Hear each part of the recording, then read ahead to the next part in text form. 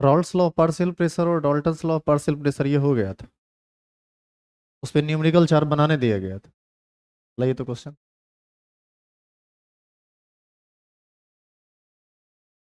Question बनाए थे आप लोग? बना था या टोटल बताना पड़ेगा सब?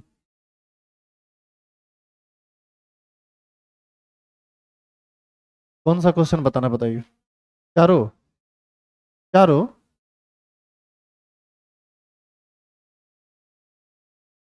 एक बता दें? क्वेश्चन नंबर बताइए। 55? कहाँ से था क्वेश्चन? अच्छा 59 से था। चलिए सबसे पहले 59 ही देखते हैं।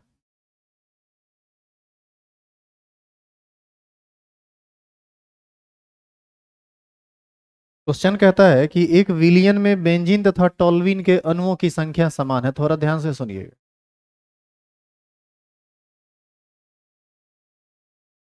इधर देखो, एक बर्तन है, इसमें दो चीज है, एक है बेंजीन और एक है टॉल्वीन। दोनों द्रव होता है और दोनों आपस में मिल जाता है। कहता है दोनों के अणुओं की संख्या समान है। यदि ये 12 अणु है तो ये भी, ये यदि एक मोल अणु है तो ये भी एक मोल अणु है। इसका मतलब ये हुआ कि अणुओं की संख्या यदि समान है तो निश्चित है मोल की संख्या समान होगी। और यदि मोल की संख्या समान होगी, ये यदि एक मोल तो ये भी एक मोल, ये यदि ये 4 मोल तो ये 4 मोल। तो आपको ऐसा नहीं लगता है कि दोनों का मोल प्रभाज भी आपस में बराबर हो जाएगा? काहे कि यदि आप बेंजीन को 4 मोल लेते हैं और टोल्यूइन को भी 4 मोल लेते हैं तो टोटल मोल कितना हो जाएगा? 8। और अपना मोल बटा टोटल मोल कीजिएगा, यानी 4/8, तो ये हाफ आ जाएगा 0.5। तो ये भी आ जाएगा 4/8 0.5। यदि आप इसको 1 और इसको 1 लेते हैं तो टोटल हो जाएगा 2। तो इंडिविजुअल मोल बटा टोटल मोल 1/2, फिर हाफ आ जाएगा, 1/2 फिर हाफ आ जाएगा। इसका ये मतलब हुआ, अभी से इस बात को आप हमेशा ध्यान में रखिए, यदि किसी भी बेंजीन में, सॉरी, यदि किसी भी विलियन में दो पदार्थ मिला हुआ है और दोनों के अणुओं की संख्या समान है तो उसका मोल भी समान होगा। और यदि मोल समान है तो उसका मोल प्रभाज भी आपस में समान होगा।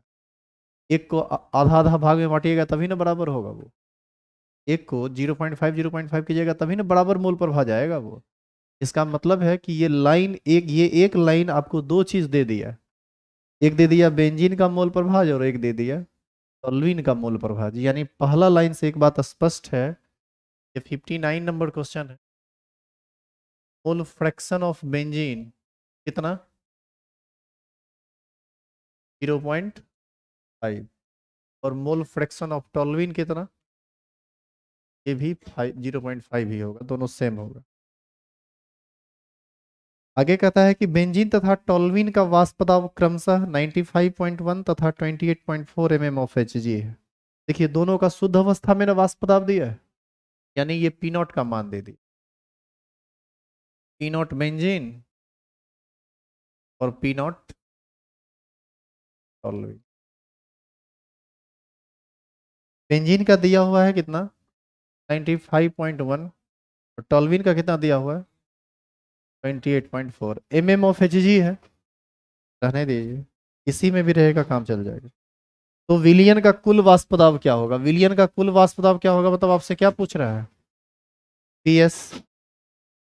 और पूछ रहा है तथा गैसीय अवस्था में बेंजीन का मोल प्रभाज क्या होगा? गैसीय अवस्था में मोल प्रभाज को वाई बी से हम लोग सूचित करते थे। नहीं, वाई बेंजीन आपसे पूछ रहा है। आप याद कीजिए, मोल फ्रैक्स ये पीएस बराबर आपको बताया गया था x A into P naught A plus x B into P naught B. तो यहाँ पर हम लोग इसको x benzene into P naught benzene लिख सकते हैं, plus x toluene to P naught toluene, ऐसा लिख सकते हैं। और जैसे यहाँ पर बी और टी से हम सूचित करते कर देते, लेकिन चूंकि बेंजीन इसलिए लिख दिए कि पूरा, मतलब बी एन डॉट इसलिए डाल दिए कि पूरा नाम लिखा हुआ रहे ताकि आपको पता चल जाए। वैसे हम लोग एक्स बी और एक्स टी का यूज करते हैं वहां पर, ठीक है। अब बताइए इस फॉर्मूला पर बैठा देंगे पी एस का वैल्यू, ये एक्स बी का वैल्यू 0.5, पी नॉट बेंजीन कितना है? पी नॉट बेंजीन है 95 पॉइंट, इस दोनों को गुना कर दीजिए, प्लस कर दीजिए। मोल फ्रैक्शन ऑफ टॉल्यूइन बीज कितना है? 0.5 इंटू पी नॉट टॉल्यूइन कितना? 28। दोनों को गुना करके जोड़ दीजिए तो किसका वैल्यू निकल जाएगा? यहाँ से पी एस का मान निकाल लेंगे। ये रहा पी एस का मान। अब कंबाइंड फॉर्मेट पर चले जाइए। आप याद कीजिए एक्स से इंटू पी नॉट ए बराबर Y A into P S, एक कंबाइंड फॉर्मूला बताया क्या था? डॉल्टन और एक डॉल्टन्स लॉ और रॉल्स लॉ का कंबाइंड फॉर्मेट। तो वहां पर जो फॉर्मूला था वो था x A into P naught A बराबर Y A to P A. तो वहां पर आप याद कीजिए हम लिक्विड ए और लिक्विड बी की ना बात किए। यहाँ पर बेंजीन दिया हुआ है, टॉल्यूइन दिया हुआ है, तो हम इसके टर्म में बात करेंगे। बताइए एक्स से कितना है? एक्स से छोड़िए, आप इसको बी बना दीजिए, बेंजीन ही ना पूछ रहा है। बी फॉर, यहाँ पर बी फॉर बेंजीन, समझ गए? अब एक्स भी आपको दिया हुआ है कितना? 0.5। पी नॉट भी दिया हुआ है 95.1 बराबर वाई बेंजीन, यही ना आपसे पूछ रहा है। और टोटल प्रेशर तो आप यहाँ से कुछ ना कुछ तो निकालिएगा ही। जो वैल्यू यहाँ पर आएगा उसी वैल्यू को यहाँ पर डाल के गुना भाग करके वाई भी निकाल लीजिए, उससे किसका वैल्यू निकल जाएगा। क्लियर है? इसी तरह से बनाना था, जो लोग नहीं बनाए उतार लीजिए। हम यहाँ पर एक फाइनल आंसर तक नहीं पहुँच पाए हैं क्योंकि यहाँ गुना भाग करना पड़ेगा, और उम्मीद करते हैं आप ये काम कर लेंगे।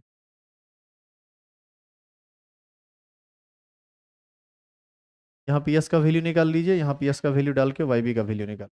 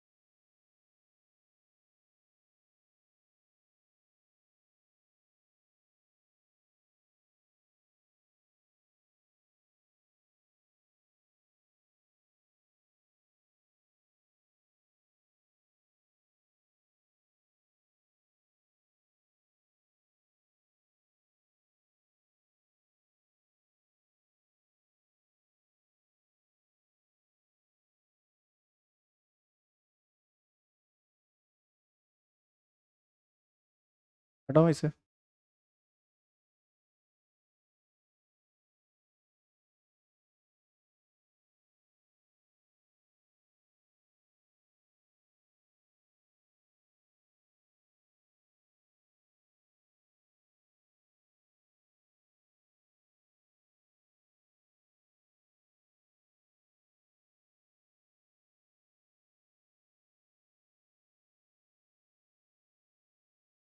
तो हमारे अनुपस्थिति में आप लोग यह बिस्किट खा खा के फेंक। आप लोग नहीं आते थे, सब काम है 8 से 9। ठीक है।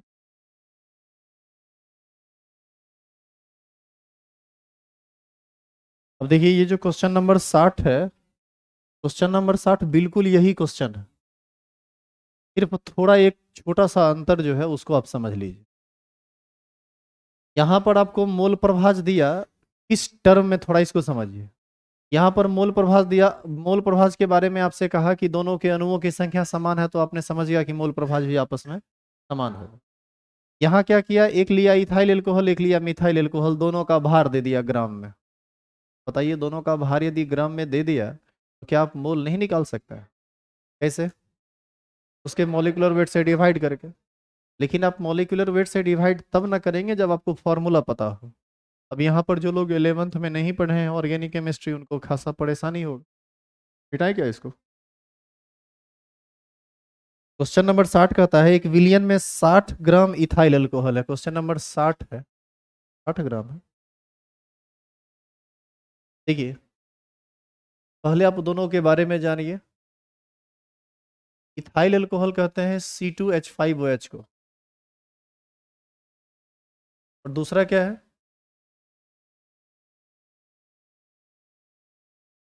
ये होता है CH3OH। बताइए, दोनों का मॉलिक्यूलर फॉर्मूला निकाल लेंगे। ये है 60 ग्राम और ये है 40 ग्राम। तो हम इसको मोल में बदल सकते हैं। 60 बटे कितना? देखो, कार्बन का होता है 12, 12 दूना 24, और ऑक्सीजन का होता है 16, 24 16 40, और 6 हाइड्रोजन है 46। यानी ये हो जाएगा 60/46 मोल। और ये कितना हो जाएगा? 40/12 और 16, 28, 4 32 जाएगा इतना। अब इसको भाग देके निकाल लेंगे ना पॉइंट में। पॉइंट में निकाल लीजिए, फिर निकाल लीजिए टोटल मोल। टोटल मोल निकल जाएगा तो individual mole by total mole कर देंगे तो दोनों का मोल प्रभाज निकल जाएगा। दोनों का मोल प्रभाज निकल जाएगा, यानी आपको यहाँ से पता चल जाएगा XE, और क्या पता चल जाएगा? XM। हर बार देखो फॉर्मूला को अपने हिसाब से चेंज करो, तब जाके वो बनेगा, नहीं तो कन्फ्यूजन होते रहेगा बार बार। ठीक है, फर्स्ट लेटर मान लीजिए, उससे उसके हिसाब से चलिए। अब बताइए, इतना काम कर सकते हैं आप? अब मोल प्रभाज यहाँ से निकल जाएगा। बाद बाकी सेम क्वेश्चन है, आगे फिर से आपको कह रहा है कि शुद्ध अवस्था में इथाइल अल्कोहल और मिथाइल अल्कोहल का वाष्प दाब क्रमशः इतना और इतना है। इसका मतलब आपको P0E और P0M दोनों का वैल्यू दे रहा है।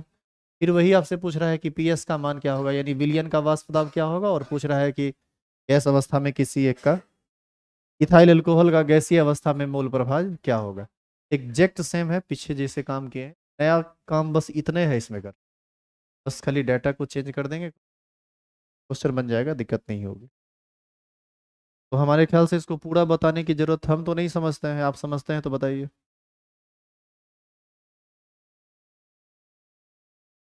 और इस बात का ध्यान रखिए कि न्यूमेरिकल हर हाल में आपसे बने, क्वेश्चन बनाओ। बात है, अभी बहुत ज़्यादा लेट नहीं हुआ है, अभी से क्वेश्चन बनाओगे तो क्वेश्चन बन जाएगा। शुरुआत में ही यदि अपना मेंटलिटी निगेटिव कर लिए न्यूमेरिकल के टुवर्ड्स, आपको परेशानी होगी, फिर कभी न्यूमेरिकल नहीं बना पाओगे। धीरे धीरे बातें टफ होती चली जाएंगी। अब ये ऐसा लगता है कि केमिस्ट्री धीरे धीरे आसान होगा, आसान नहीं होगा, धीरे धीरे बहुत हाई लेवल पर पहुंच जाता है। और ये बात बोल के हम आपको डरा नहीं रहे हैं, बस वास्तविकता को बता रहे हैं। आप समझ लेते हैं तो बहुत अच्छी बात है, नहीं समझते हैं तो आपके साथ हमको भी झेलना पड़ेगा। अरे एक सीधी सी बात है कि तुम ढंग से पढ़ोगे तो हम ढंग से पढ़ाएंगे, नहीं ढंग से पढ़ोगे तो फिर हमारे लिए मजबूरी हो जाएगी कि हम भी तुमको फिर उतना डीपली नहीं लेके चलेंगे। जितना ज़्यादा क्वालिटी आप लेना चाहते हैं, आप उतना क्वालिटी में पढ़िए, हमारे ख्याल से परेशानी नहीं है। क्वेश्चन नंबर 61, एक विलियन में इथाइल अल्कोहल तथा प्रोपाइल अल्कोहल है। एक चीज देखो, इथाइल अल्कोहल प्रोपाइल अल्कोहल है, तो एगो को ई से इंडिकेट कर दो, एगो को पी से इंडिकेट कर दो। क्वेश्चन नंबर 61 पर हम काम कर रहे हैं, और थोड़ा रफली काम कर रहे हैं। इस विलियन का वाष्प दाब 290 mm ऑफ Hg है।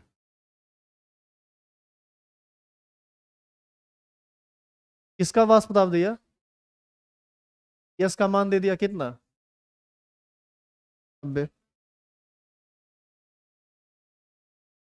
यदि विलियन में इसका मोल प्रभाज, नहीं, ये क्वेश्चन कहता है कि इथाइल अल्कोहल का वाष्प दाब क्या होगा। देखो, इथाइल अल्कोहल का वाष्प दाब यानी शुद्ध अवस्था में वाष्प दाब पूछ रहा है, यानी आपसे पूछ रहा है P0, ये क्या होगा।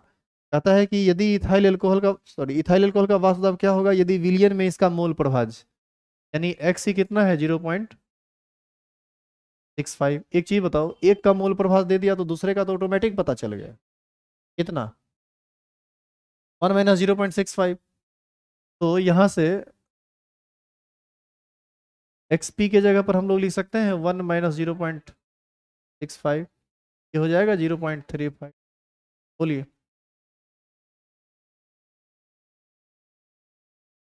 आपसे आगे क्वेश्चन कहता है कि शुद्ध प्रोपाइल अल्कोहल का वास्ता 210 M M of H G है। शुद्ध प्रोपाइल अल्कोहल यानी आपको क्या दे दिया, पी नॉट पी, कितना 210 M M of H G. बन नहीं जाएगा क्या ये? तो डायरेक्ट हमको लगता है पीएस वाले फॉर्मूला से बन जाए। ये वाला जो फॉर्मूला हम लोग पढ़े हैं, पीएस बराबर X into P naught A plus x B into P naught B, यहाँ कर देते हैं X E into P naught E plus X P into P S का मान कितना 290, एक्स सी का मान, पी नोट ई का मान निकालना है। टी रहने देते हैं प्लस एक्स पी 0.35 नाम है। तो ये एक इक्वेशन है, एक वेरिएबल है, बन जाएगा। यहाँ से आप पी नोट ई का वैल्यू निकाल। कितने लोगों से ये क्वेश्चन बना है, हाथ खड़ा कीजिए। तो बस वही 2-3 आदमी से अरे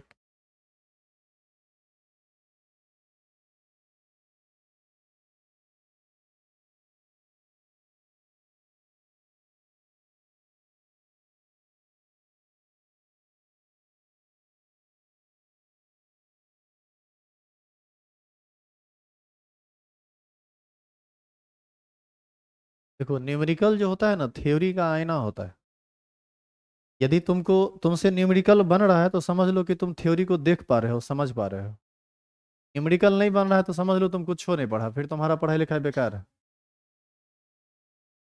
सब बात अब ट्वेल्थ में हो, मेच्योर हो, ये सब बात हमारे ख्याल से तो रोज का रोज समझाना जरूरी नहीं। और हम समझा भी नहीं रहे, बस तुम उतार रहे हो तो हम कुछ बात कर रहे हैं, ज़्यादा कुछ नहीं। बनता है तो भी ठीक, नहीं बनता है तो तुम न्यूमेरिकल नहीं बनाने के लिए पीटेंगे हम थोड़े तुमको। बड़ा इच्छा होगा पढ़ने का पढ़ोगे, नहीं इच्छा। पढ़ाई लिखाई में ज़बरदस्ती नहीं होती है, खास करके इस उम्र में।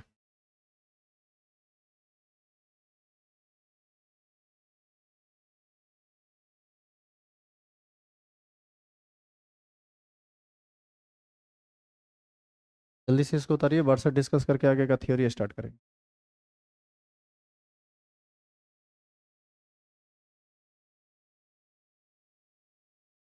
Question number 62।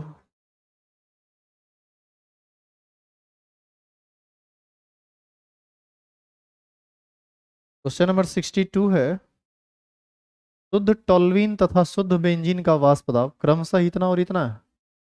यानी आपको क्या दिया, पी नॉट टी और पी नॉट बी। कितना कितना है, ये है 32.6 और ये है 103.01 बिलियन का वाष्प दाब। यानी आपसे पूछ किसका मान रहा है, पीएस का। तथा गैसीय अवस्था में टोल्यूइन का मोल प्रभाव, यानी आपसे क्या पूछ रहा है, वाईटी। क्या होगा यदि विलियन में टोल्यूइन का मोल प्रभाव 0.6 है, बताइए।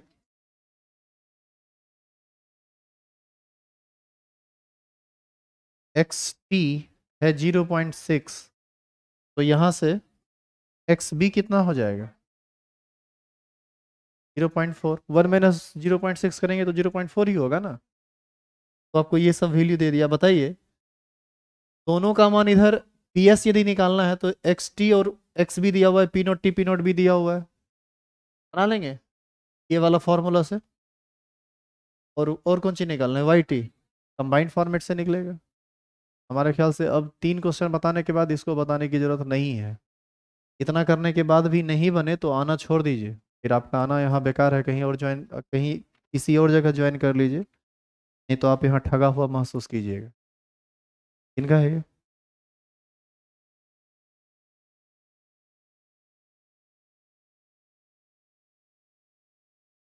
तो ये था पहला कॉलिगेटिव प्रॉपर्टी।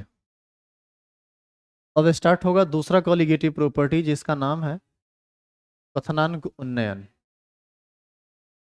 देखो कॉलिगेटिव प्रॉपर्टी में जो पहला कॉलिगेटिव प्रॉपर्टी आप पढ़े वो था relative lowering of vapour pressure, वाष्प दाब का आपेक्षिक अवनमन, यही था ना वाष्प। और अभी जो पिछला थ्योरी आप पढ़ रहे थे वो था Raoult's law of partial pressure.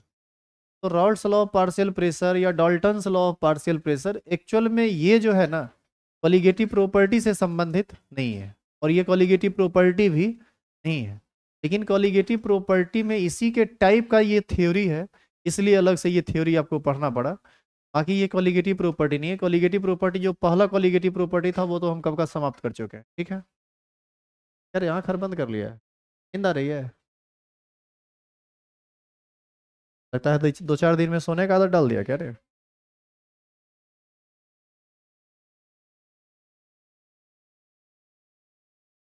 चलिए दूसरा कॉलिगेटिव प्रॉपर्टी हेडिंग डालिए।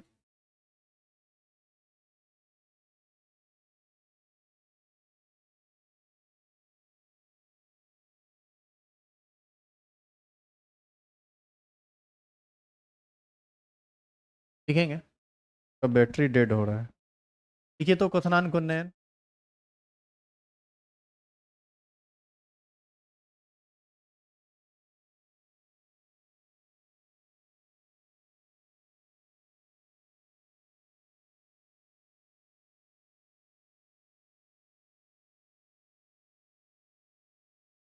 Elevation in boiling point.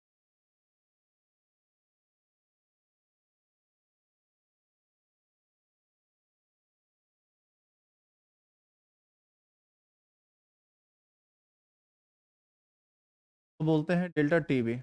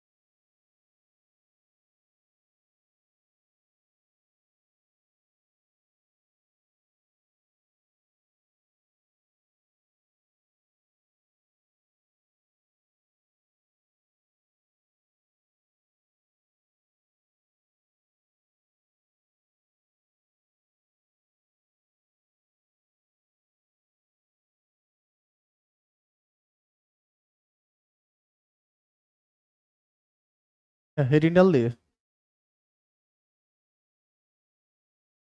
देखो क्वथनांक उन्नयन ये दूसरा कॉलिगेटिव प्रॉपर्टी है, और इसको भी आप डायरेक्ट नहीं समझ सकते हैं। इसके लिए फिर आपको कुछ बहुत बेसिक बात समझना पड़ेगा। इसमें आपको सबसे पहले समझना पड़ेगा वो भी बहुत बढ़िया से क्वथनांक। और यदि मैं सच बोलूं तो आप क्वथनांक को बहुत बढ़िया अर्थ से नहीं समझते हैं। बताइए प्रेशर कुकर में खाना जल्दी पक जाता है क्यों? किस वजह से? किसकी वजह से? वाष्प की वजह से। देखो खाना यदि जल्दी पकेगा ना तो वो टेम्परेचर की वजह से। खाना जल्दी वाष्प की वजह से नहीं पकता है, टेम्परेचर की वजह से पकता है। ये सब क्या है नहीं है उसका साइंस आप नहीं जानते हैं, वो सब आपको यहाँ डिटेल में समझ में आएगा, प्रैक्टिकली भी और थ्योरेटिकल भी। वो सारी बातें स्पष्ट हो जाएगी। इस पर थोड़ा विशेष ध्यान दीजिएगा क्योंकि ये थ्योरी को छोड़ के एक नॉर्मल जानकारी के लिए भी बहुत जरूरी चीज़ है। क्वथनांक को इंग्लिश में हम लोग बोलते हैं बॉइलिंग पॉइंट।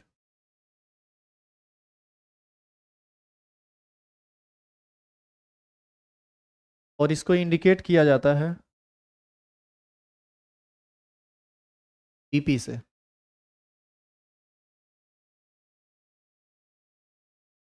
चलिए तो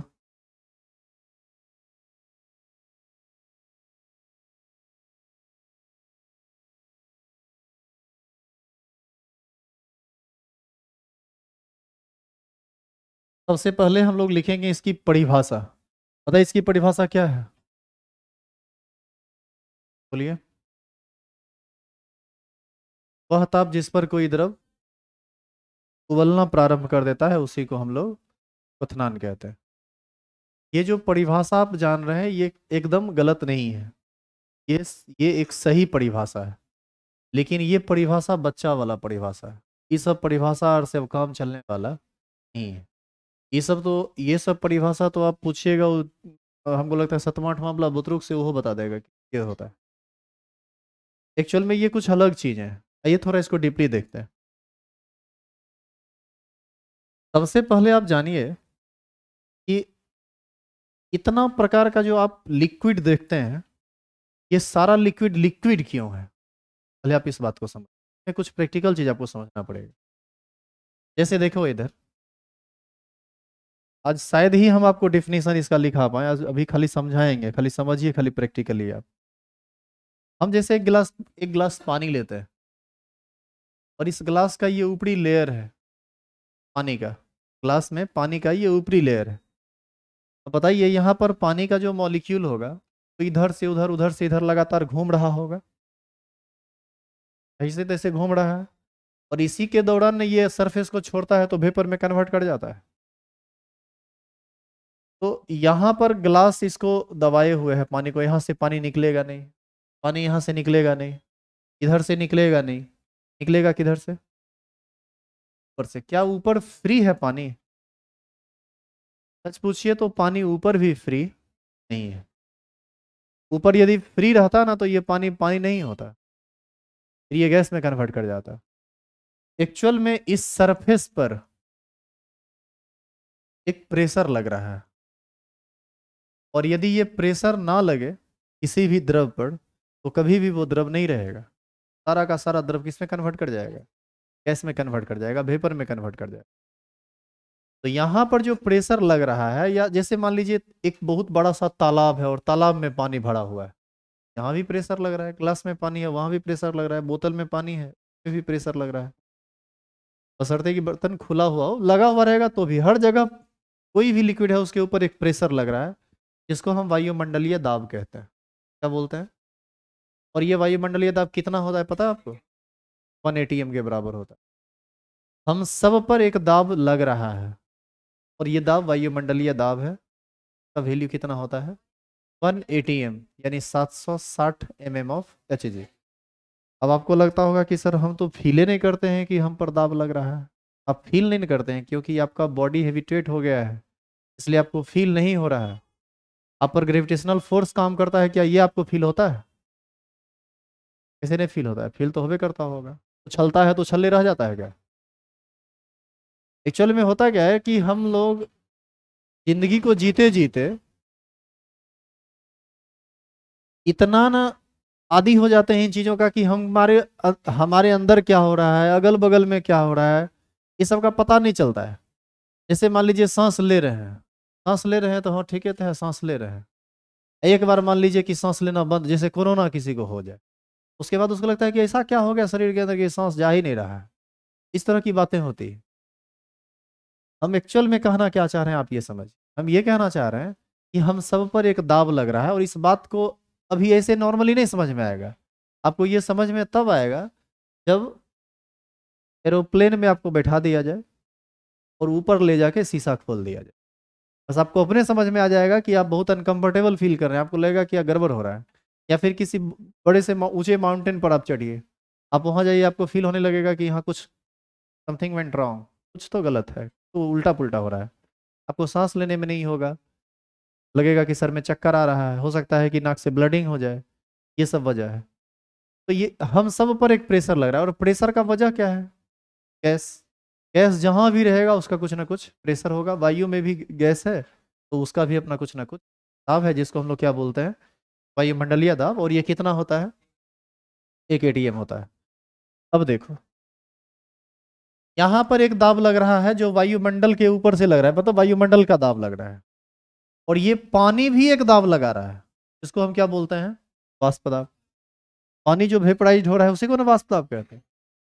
नीचे से जो प्रेशर ऊपर की तरफ लग रहा है वो प्रेशर कम है, और ऊपर से जो प्रेशर नीचे की तरफ लग रहा है वो प्रेशर ज्यादा है। इस वजह से यह पानी किस अवस्था में है? द्रव अवस्था में। अब आप क्या कीजिए, इसको गर्म करना शुरू कीजिए। आप जैसे ही गर्म करना शुरू कीजिएगा तो बताइए इस पानी का जो वाष्प दाब है वो उतना ही रहेगा या बढ़ेगा घटेगा? ये वाष्प दाब बढ़ेगा। ये वाष्प दाब मान लीजिए कि शुरू में 0.2 एटीएम था, इसका वाष्प दाब पानी का, और वायुमंडलीय दाब ऊपर से लग कितना एटीएम रहा है? 1 एटीएम। अब आप क्या किए, इसको गर्म करना शुरू किए तो ये 0.2 से क्या हुआ 0.3, और गर्म हुआ और गर्म हुआ 0.4, 0.5, 0.9 तक गया। और जैसे ही 0.9 से 1 एटीएम पर जाएगा, यानी 0.10 आप इसको कह लीजिए, तो ये जैसे ही 1 एटीएम पर जाएगा बस ये 1 एटीएम और वो 1 एटीएम दोनों आपस में बराबर हो जाएगा। यानी ऊपर से नीचे की तरफ लगने वाला प्रेशर और नीचे से ऊपर की तरफ लगने वाला प्रेशर एग्जैक्ट इक्वल हो जाएगा। हाँ या ना? और जैसे ही 1 एटीएम प्लस होगा, देखिए हम 1 एटीएम प्लस की बात करें, इसका मतलब ये नहीं है कि 1 एटीएम से बहुत ज्यादा, इसका मतलब है कि 1 एटीएम से थोड़ा भी ज्यादा हुआ तो ये जो नीचे से जो गैस बन के निकल रहा है वो फटाफट निकलने लगेगा, क्योंकि वो दाब अब कम पड़ रहा है और नीचे वाला दाब ज्यादा पड़ रहा है। और ऐसी स्थिति में आप देखिएगा लगेगा पानी के अंदर से गैस निकल रहा है, और यही गैस जब निकलता है तो पानी साइड होते रहता है और वो लगता है कि उबलने लगा।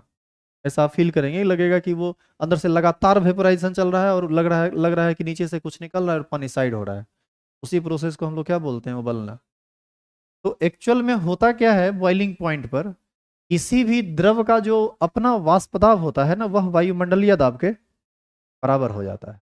और वायुमंडलीय दाब के बराबर होगा तभी कोई लिक्विड बॉयल होगा, ऐसे वो लिक्विड कभी भी बॉयल नहीं हो सकता है। तो ऐसी स्थिति में हम ये कह सकते हैं कि वह ताप जिस पर किसी द्रव का वाष्प दाब वायुमंडलीय दाब के बराबर हो जाता है उसे हम उस द्रव का क्वथनांक कहते हैं। अब आप एक चीज देखो, हमने कहा कि ये 1 एटीएम है, इसको कहा कि 1 एटीएम से थोड़ा ज्यादा हो गया, लेकिन हम बहुत छोटे अमाउंट ज्यादा की बात करें, हम 1.1 की बात नहीं कर रहे हैं, हम सिर्फ 1 प्लस कर रहे हैं। मतलब ऐसा होता है ना, जैसे तराजू मान लीजिए कि इस तरह से आया हुआ है, तराजू यदि एकदम सामना सामनी आ जाए तो आप एक चीज देखिएगा कि उस पर 2-3 को दाना चढ़ा दीजिएगा तो सीधे डाउन होने लगता है, और यदि तराजू बैठा हुआ है तो उस पर 2-3 दाना का कोई फर्क नहीं पड़ता है। तो क्या बताइए कि 2-3 दाना डालने के बाद क्या वो बहुत ज्यादा बड़ा अमाउंट है? तो बहुत छोटा अमाउंट है जिसको हम लोग ऑलमोस्ट इक्वल कह सकते हैं। तो ऐसी स्थिति में हम इसका डेफिनेशन ये देंगे कि वह ताप जिस पर किसी द्रव का वाष्प दाब वायुमंडलीय दाब के बराबर हो जाता है, उसी ताप को उस द्रव का हम क्वथनांक कहते हैं। और इस ताप पर कोई भी द्रव उबलने लगता है, ऐसा आप बाद में कह दीजिएगा तो बच्चा वाला बात भी शामिल हो जाएगा, लोग समझ जाएगा कि आपको ये हो आता है। समझ में आई बात? अब एक चीज देखिए, अब ये पानी है और हम लगातार टेम्परेचर बढ़ाते रहें तो क्या लगता है कि इसका वाष्प दाब 1 एटीएम से ज्यादा हो जाएगा? ज्यादा नहीं होगा, ये 1 एटीएम से ज्यादा तब होगा जब आप इसको बंद कर दीजिएगा। यदि आप 1 एटीएम से ज्यादा नहीं, यदि आप इसको बंद नहीं किए तो जो गैस बना उड़ गया, कहाँ से 1 एटीएम से ज्यादा होगा? तो वो दोनों का प्रेशर आपस में क्या रहेगा उस समय, जब तक वो बॉयल होता रहेगा तब तक वो इक्वल रहेगा, यानी 1 एटीएम 1 एटीएम रहेगा। तो ऐसी स्थिति में हम इस बात को बिल्कुल कह सकते हैं कि वाष्प दाब बराबर हो जाता है वायुमंडलीय दाब के, और उस दाब पर पानी उबलना शुरू कर देगा या कोई भी द्रव उबलना शुरू कर देता है, और इसी को हम लोग क्वथनांक कहते हैं। क्लियर है ये? अब इसका यदि हम ग्राफिकल रिप्रेजेंटेशन देखें तो आप उस रिप्रेजेंटेशन को देखें। अभी कुछ लिखना नहीं, अभी समझना है सिर्फ। इस एक्सिस पर हम लोग ले रहे हैं टेम्परेचर को,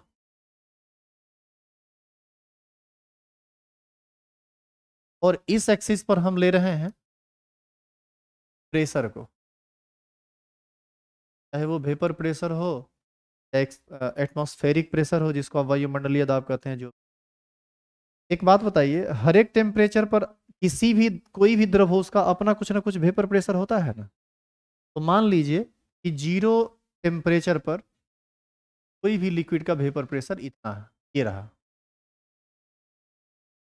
और ऊपर हम क्या करते हैं, यहाँ पर 1 एटीएम को फिक्स करते हैं। ये जो प्रेशर है कितना एटीएम है? 1 एटीएम। और एक्चुअल में यही क्या है? Atmospheric pressure.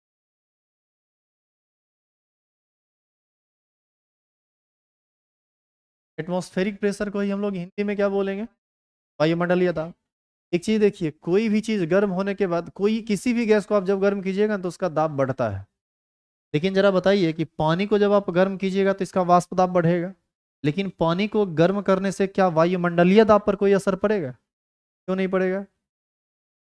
इसलिए नहीं पड़ेगा कि पानी एक छोटा सा बर्तन है, छोटा सा अमाउंट है। वायुमंडल इतना बड़ा है, तनी को आग कहीं लगा दिया तो उसे वायुमंडल पर क्या फर्क पड़ जाएगा?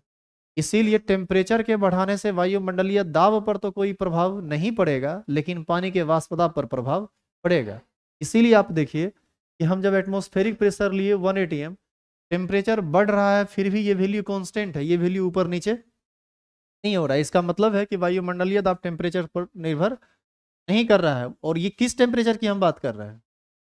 पानी को जो हम गर्म कर रहे हैं। लेकिन पानी का वाष्प दाब तो प्रभावित हो रहा है। तो पानी का अपना वाष्प दाब मान लीजिए शुरू में इतना था, 0 डिग्री सी पर। अब हमने टेम्परेचर को थोड़ा बढ़ाया तो ये वाष्प दाब थोड़ा बढ़ जाएगा। अब मान लो थोड़ा और टेम्परेचर को बढ़ाइए, थोड़ा और बढ़ गया, थोड़ा और टेम्परेचर को बढ़ाया, थोड़ा और बढ़ गया, थोड़ा और बढ़ा दिया, थोड़ा और बढ़ गया। और एक स्थिति ऐसा आया जब ये एक एटीएम टच कर दिया। एक एटीएम को जैसे ही टच किया, अब इसके बाद कितनों आप गर्म करते रहिएगा, इसका वाष्प दाब बढ़ने वाला नहीं है। क्योंकि ऊपर से लगने वाले प्रेशर को ये एक्सीड कर चुका है। अब जो गैस बनेगा, गैस बन के निकल जाएगा, दाब को वो बढ़ाएगा नहीं। इसका मतलब है कि वायुमंडलीय दाब और वाष्प दाब आपस में बराबर आ गया। इस टेम्परेचर पर ये 1 एटीएम को टच किया है, 1 एटीएम के इक्वल हुआ है, वहां से एक परपेंडिकुलर लाइन डाल दीजिए नीचे, तो आपको पता चल जाएगा ना एग्जैक्ट कि किस टेम्परेचर पर ऐसा हुआ है। एक्चुअल में यही टेम्परेचर कहलाता है बॉइलिंग पॉइंट। और इसको हम लोग इंडिकेट करते हैं टी नॉट बी से। टी नॉट बी से किस चीज से? T not be. यहाँ पर टी का मतलब टेम्परेचर से है, ई का मतलब बॉइलिंग टेम्परेचर, बी का मतलब बॉइलिंग से है। यानी टीबी का मतलब बॉइलिंग टेम्परेचर नहीं, इसको कहेंगे बॉइलिंग टेम्परेचर। टीबी क्या बोलेंगे इसको? Boiling temperature. और यदि हम नोट लगा दिए, इसका मतलब हम प्योर लिक्विड की बात कर रहे थे, चाहे वो वाटर हो या कोई अदर लिक्विड हो। आई बात समझ में? तो इसी को कहा जाएगा टी नॉट बी। और यहाँ पर हम टी नॉट बी को लिख देते हैं, तो बोला जाएगा boiling point of pure liquid, या प्योर सॉल्वेंट भी कह सकते हैं।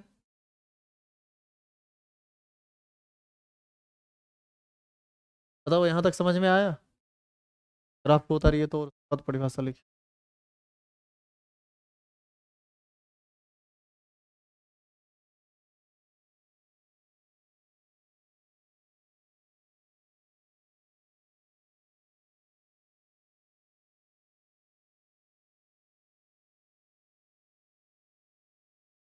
इन्हीं को कुछ कंफ्यूजन है, बोलिए कंफ्यूजन है तो उसको दूर किया जाएगा।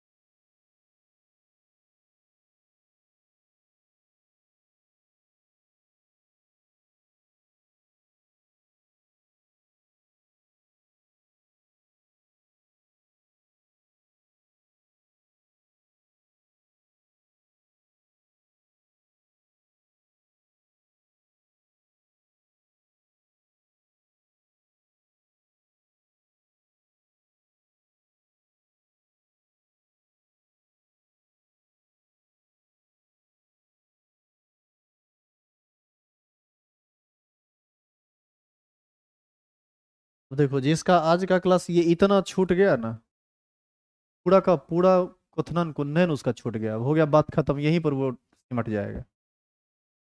मतलब एक क्लास नहीं, 5 मिनट का थ्योरी इंपॉर्टेंट होता है साइंस में। जिसको ये सब बात स्पष्ट रूप से समझ में आ गया ठीक है, नहीं समझ में आया कुछ नहीं बुझेगा, आगे पूरा का पूरा कंसेप्ट गंदा हो जाएगा। ठीक है, तो नीचे रो देखे फिर डिफाइन कर लीजिए।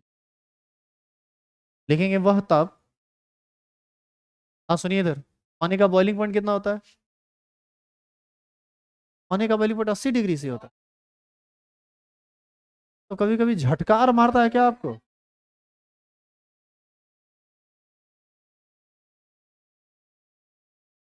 आप जो जानते हैं ये पूरी सही जानकारी नहीं है कि पानी का बॉइलिंग पॉइंट 100 डिग्री से, के बारे में कल पता करके आइएगा।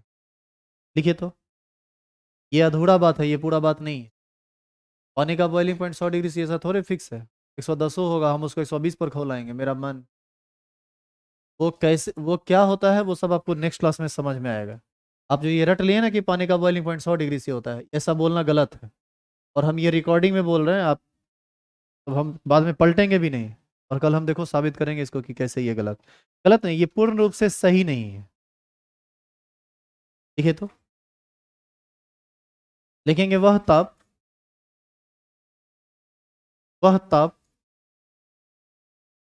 जिस पर वह ताप जिस पर किसी द्रव का वाष्प दाब, वह ताप जिस पर किसी द्रव का वाष्प दाब वायुमंडलीय दाब के बराबर हो जाता है।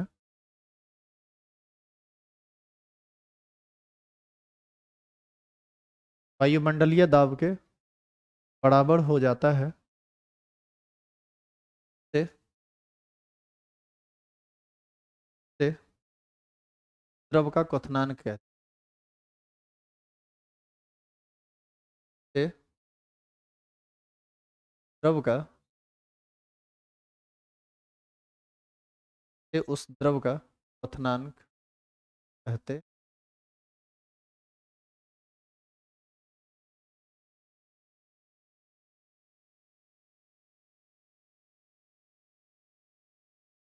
ये वाले लाइन में लिखेंगे, इस ताप पर कोई भी द्रव उबलने लगता है।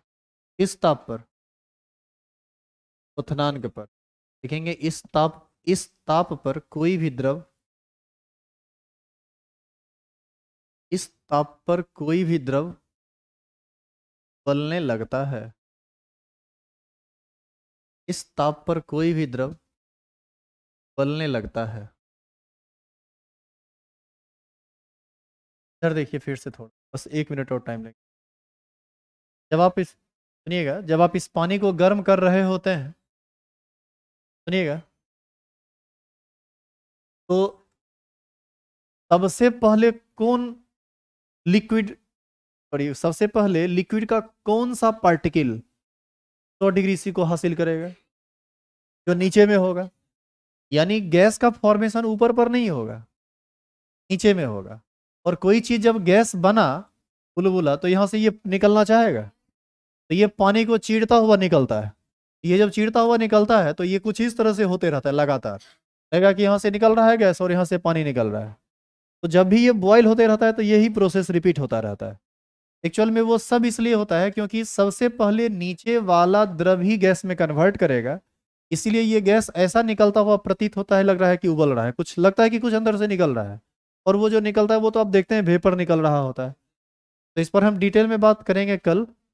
कल हम लोग पढ़ेंगे फैक्टर अफेक्टिंग वेपर, ये बॉइलिंग पॉइंट, क्वथनांक को कौन कौन चीज प्रभावित करता है, उसी में आप डिटेल में सारा बात समझ पाएंगे। आइए कल।